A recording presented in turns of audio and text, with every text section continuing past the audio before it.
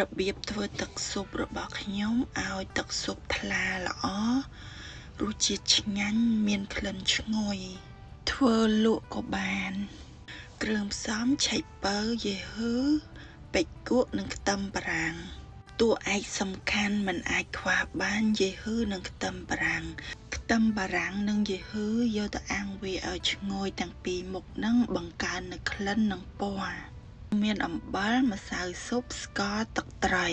ណែកឆ្អឹងបើសិនជាមានឆ្អឹងទ្រូងមាន់ទៀតរឹតតែពិសេសទឹកស៊ុបកាន់តែឆ្ងាញ់ខ្ញុំមានតែឆ្អឹងជ្រូកដាក់ទឹកហើយខ្ញុំដាក់ឆ្អឹងហើយទៅយកទៅស្ងោរទុកឲ្យវារហូតដល់ពុះទុកចោល4ទៅ5នាទីទៅធ្វើបែបហ្នឹងដើម្បីឲ្យវាចេញអាឈាមនៅក្នុងឆ្អឹងនឹងអស់ហើយយកលាងវាឲ្យស្អាតលាងឲ្យស្អាតហើយពេលយកធ្វើទឹកស៊ុបថ្លាល្អដាំទឹកឲ្យពុះបងគ្រឿងផ្សំទាំងអស់នឹងចូលទៅក្នុងទឹកដែលកំពុងតែពុះនឹងទៅខ្ទឹមបារាំងហើយនឹងយេហ៊ឺអាំងវាឲ្យក្រហម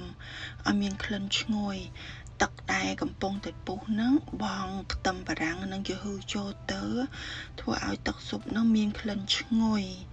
ហើយធ្វើឲ្យទឹកស៊ុបនឹងមានពណ៌ស្អាតដាក់ឆ្អឹងស៊ុបចូលបន្ទាប់ពីដាក់ឆ្អឹងស៊ុបហើយបន្ថយភ្លើងឲ្យនៅត្រឹមពាក់កណ្ដាលកុំគ្របគម្របឆ្នាំងឲ្យជិតកុំឲ្យទឹកស៊ុបនឹងពុះខ្លាំងនៅពេលដែលទឹកស៊ុបពុះខ្លាំងទឹកស៊ុបក៏អត់ថ្លាដែររំងាស់វា1ម៉ោងកន្លះទៅ2ម៉ោងធ្វើឲ្យទឹកស៊ុបយើងមានរសជាតិឆ្ងាញ់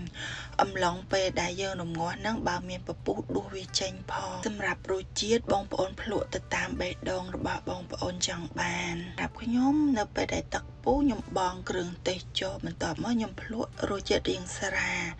បន្តិចបន្ទាប់មកបានខ្ញុំដាក់ឆ្អឹងស៊ុបចូលហើយរំងាស់វារហូត1ម៉ោងកន្លះទៅរសជាតិល្មមដែលខ្ញុំចង់បានឆ្អិនហើយបិទភ្លើងនៅពេលដែលបិទភ្លើងហើយកុំទាន់អាក្របគម្របឆ្នាំងចាំទឹកស៊ុបយើងត្រជាក់ចាំក្របធ្វើបែបនេះដើម្បីកុំឲ្យទឹកស៊ុបរបស់យើងនឹងផ្អូម